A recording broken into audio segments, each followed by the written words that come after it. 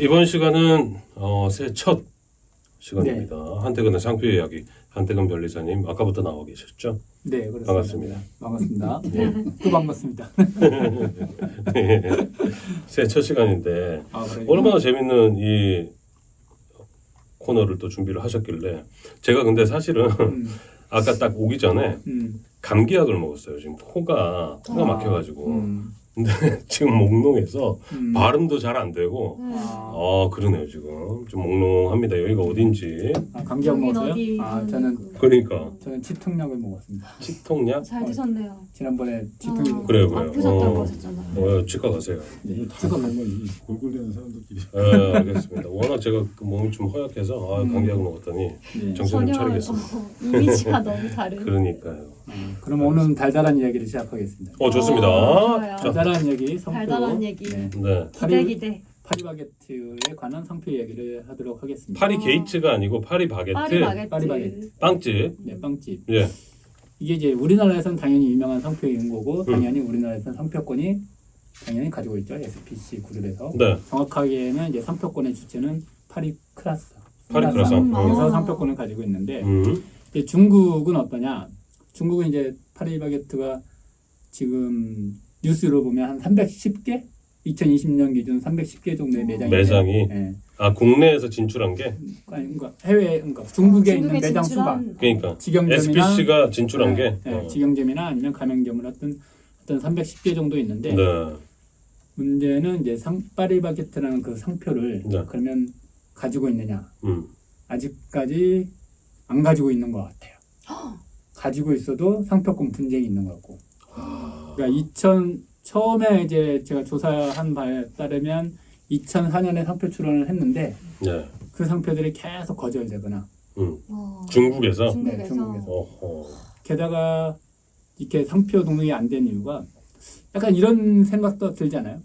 중국 소비자들이 봤을 때 파리스 바게뜨라는 그 영문을 봤을 때는 저게 한국 회사 상표인지 아니면 프랑스 상표인지 약간 혼동될 수도 있잖아요. 오인할 수도 있고. 그럴 수도 있고, 그럴 수도 있는데 저는 그 변리사님 이야기를 딱 듣고 나서 드는 생각은 한국의 파리바게트라는 브랜드가 굉장히 잘 되고 있는데 이걸 중국인 중에 누가 저 브랜드가 나중에 그 성장해서 중국에도 진출할 테니 미리 상표권을 등록을 해놓자.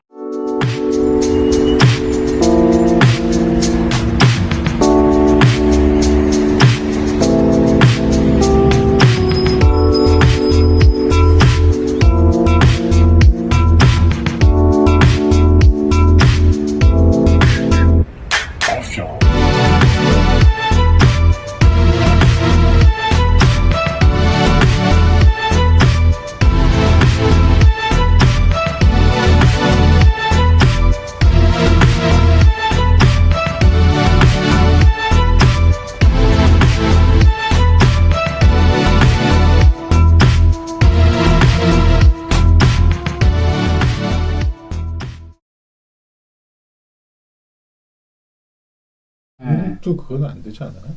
이제 지금은 잘 안 됐는데 옛날에는 그러니까 2004년, 2000년도 될 때는 가능했죠, 충분히. 그리고 지금 DJ 강이 말한 대로 그런 일이 실제로 파리바게트도 벌어졌고요. 근데 그렇습니까? 얘네들은 아주 교묘하게 선등록. 이제 선등록은 아니고 파리바게트가 이제 파리바게트가 상표권이 안 된 이유가 두 가지 이유가 있었어요. 하나, 첫째가 뭐냐면 파리라는 그 지명이 들어가면 아까 제가 말한 중국 소비자들이 봤을 때 이건 프랑스 제품 것처럼 오인을 유발시킬 수도 있잖아요. 그러니까 중국 특허청에서는 그걸 왜 니네가 한국 회사인데 그러니까 출원인이 당연히 한국 회사인 거죠. 근데 명칭은 브랜드는 파리바게트니까 왜 프랑스 회사도 아니면서 파리라는 명칭을 사느냐. 네. 그래서 소비자들이 오인한다. 그래서 등록이 거절되고 또 하나는 말씀하신 것처럼 유사 모방업체가 있었어요. 유사 모방업체의 이름이 뭐냐? 걔네는 P가 아니고 파리의 P가 아니고 B야 B. 파리바게트. 파리바게트. 걔네 왜 그렇게 했냐면 파리가 들어가면 상표 등록이 안 되니까 그걸 교묘하게 B로 바꾼 거죠. 그래서 유사 상표가 있어서 안 됐다. 또 그것도 있어가지고 그렇게 안 되고. 그래서 분쟁이 엄청나게 좀 길게 이어졌던 것 같아요. 근데 그 분쟁이 최근에는 이제 2020년에 처음에는 이제 그래서 이제 파리바게트 측에서 당연히 그 모방 업체에 대해서 부정 경쟁 행위하고 상표권 침해 소송을 걸었죠. 왜냐하면 파리바게트가 그래도 중국에서 사업이 잘 됐어요. 거의 310개 정도 되는가 우리나라에서 진출한 그 기업 중에서는 아마 제일 잘 됐고 아마 한한령이 있음에도 불구하고 잘 됐던 이유가 네. 그게 약간 중국 소비자들이 봤을 땐 중국 소비자들도 또 그 약간 국뽕이잖아요. 특히 이제 한국 뭐 혐오하면 한국 제품 난다고. 그런데 그럼에도 불구하고 그런 시국에서 파리바게트가 승승장구하게 된 게 명칭이 파리니까 이게 아마 한국 바게트라고 했으면 절대 안 샀을 건데 파리바게트니까 이게 한국 제품인 줄 모르고 샀다 이런. 아니 근데 매장이 310개 정도 될 정도로 오래 있었는데 뭐 물론 기간은 어느 정도인지 모르겠습니다만 근데 이게 한국 브랜드의 이 빵집이다라는 걸 인식을 못하고 있는 분들도 많을까요? 그건 이제 실제로 그러니까. 어떻게 보일지 모르겠지만 그래도 이제 그렇지. 크게 그렇지. 관심 없는 크게 관심 없는 소비자들은 봤을 때는 우리가 뭐 외국 브랜드 봤을 때 그 브랜드가 어느 나라 소속인 것까지는 잘 모르잖아요.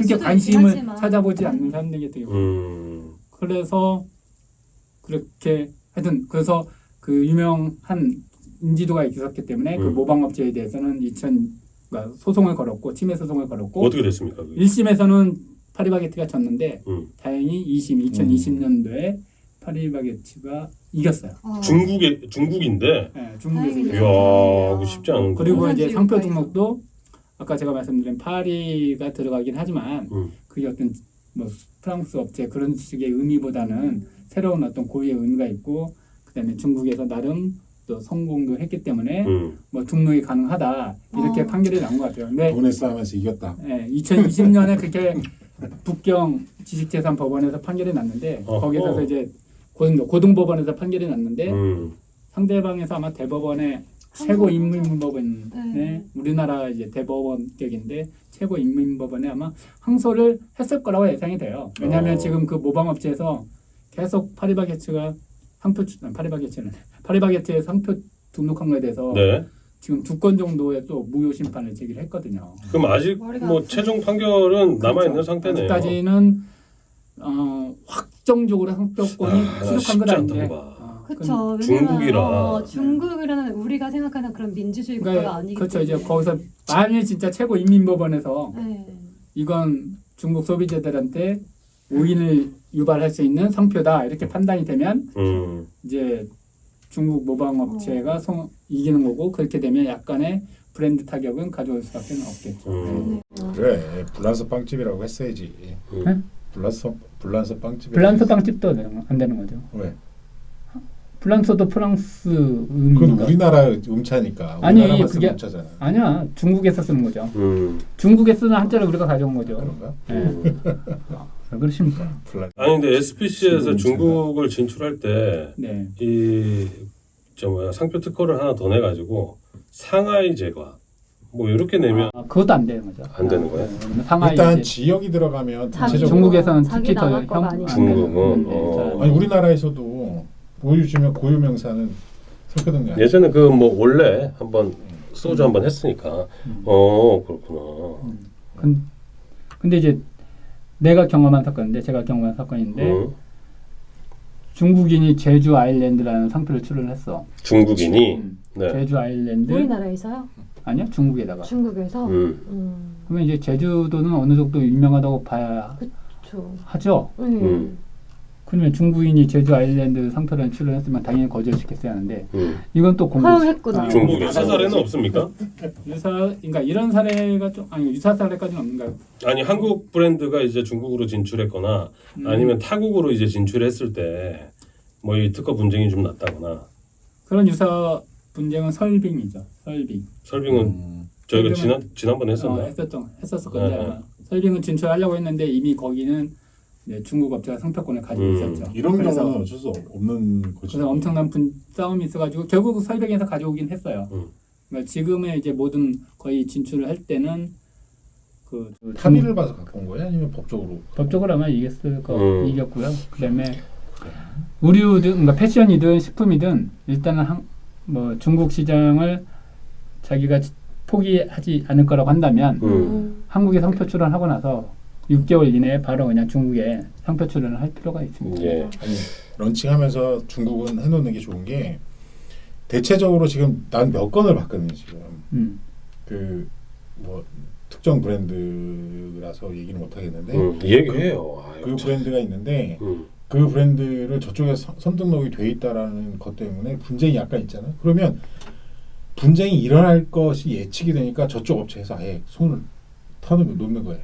그럴 수도 계약을 안 하는 거예요. 패션 브랜드 중에 이런 브랜드 꽤 있어요. 이게 크지도 않아. 네. 벽대밖에 안 되는데 벌써 거기 있는 거예요. 그게 유사한 게.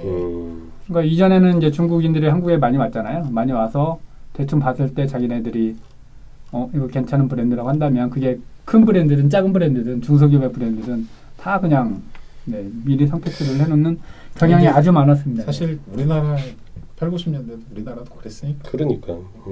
근데 만약에 이제 파리바게트가 이제 3심에서 네. 최종 선고에서 이제 지게 된다. 네. 지게 된다면 이 뭐 상표권 이용료를 어느 정도 줘야 됩니까? 지게 되는 건 상표 이용료 지불할 필요는 없고요. 그러니까 계속 이제 사업 전개해야 되잖아. 간판을. 간판을 바꿀 수가 있나? 근데 이제 약 상표 등록이 될 수 없다라는 부분하고 그걸 중국에서 상표 사용까지 못한다라고 판결이 나지는 않을 거기 때문에. 그러니까. 그래서 그 전개를 해야 될 텐데 네. 그러면은 그 뭐 이용료를 줘야 되는 거 아닙니까? 아니 파리바게트 누가? 바리바게트한테. 아니요. 그렇진 않죠. 그렇진 않고. 상표를 하면 된다는 얘기죠 지금. 그렇진 않고 왜냐하면 지금 바리바게트도 상표권들이 다 지금 소멸되고 취소되고 있기 때문에. 소멸됐어. 그러니까 먼저 상표 출원을 한 건 그나마 다행히 파리바게트에서 먼저 상표 출원을 했기 때문에. 그러니까 바리바게트는 2014년에 상표 출원을 한 거고 파리바게트는 그 전부터 했는데 문제는 이제 그 전에 출원했던 상표들이 등록이 안 되고 계속 거절돼 있었던 거죠. 네. 그래서 그 설령 제3심에서 저쪽 중국 업체에 손을 들어준다 하더라도 그렇게 된다면 파리바게트가 뭐 중국 업체에다가 상표 로얄티를 주거나 그런 일은 발생하진 않아요. 그러면. 다만 본인들이 파리바게트라는 상표에 대해서 권리를 못 갖는 그 문제만 발생을 하는 거죠. 도용을 할 수 있고 뭐 네. 이렇게 된다라는 거죠. 네. 알겠습니다. 네. 또 있습니까? 근데 SPC가 뭐 예, 약자냐고요? 예. 갑자기 또 뭡니까? 뭡니까? 얘기하세요. 몰라요. 아니 예전 삼리법방 네. 이게 삼리법방부터 시작한 브랜드잖아요. SPC가. 네, 샤니. 네. 우리 어렸을 때 삼리법방 아니에요. 샤니 프로덕트 콤플. 샤니도 계열사고.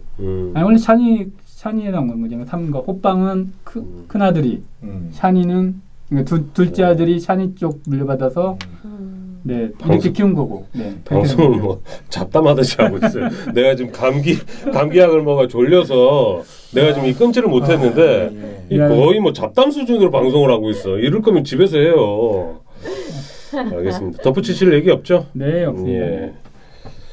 알겠습니다. 예, 한태근의 상표 이야기 여기까지고요.